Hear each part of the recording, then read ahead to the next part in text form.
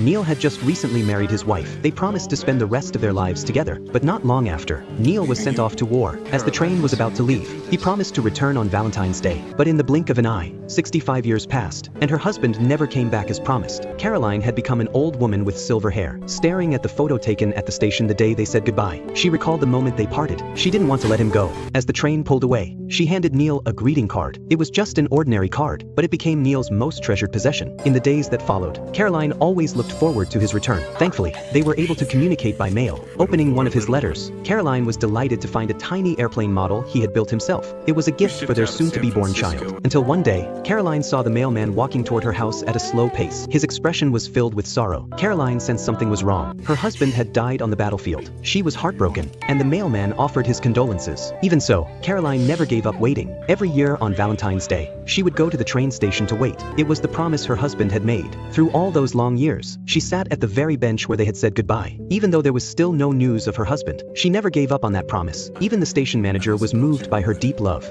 Her story reached a TV station. The staff were deeply touched and promised to do everything they could to help her. Reporter Susan came to visit Caroline at her home. The moment she walked in, she was drawn to the photos on the wall. She knew that every single one of them was what kept Caroline going all these years. Susan shared the station's plan with Caroline and promised they would help her find her husband. After understanding their intention, Caroline agreed. The next afternoon, she stepped into the spotlight. In the interview, she told the story of her and Neil's love. Unexpectedly, this interview led to a valuable clue about Neil. When the interview ended, Susan reached out to a local congressman for help and told the hospital staff about Caroline's story. Her story quickly gained attention from high-level officials. Relevant departments mobilized all available resources. Eventually, they found a soldier who had once fought alongside Neil. With family by her side, the TV station arranged a video call to tell Caroline what had really happened. During a mission through the jungle, their unit was ambushed by enemy troops. In that critical moment, Neil saw a gun aimed at an innocent child. He threw himself in front of the bullet. Despite the pain, he urged his comrades to carry the child to safety, while he stayed behind on that foreign land. Later, his comrades found Neil's body. They buried him right there and carved a mark into a nearby rock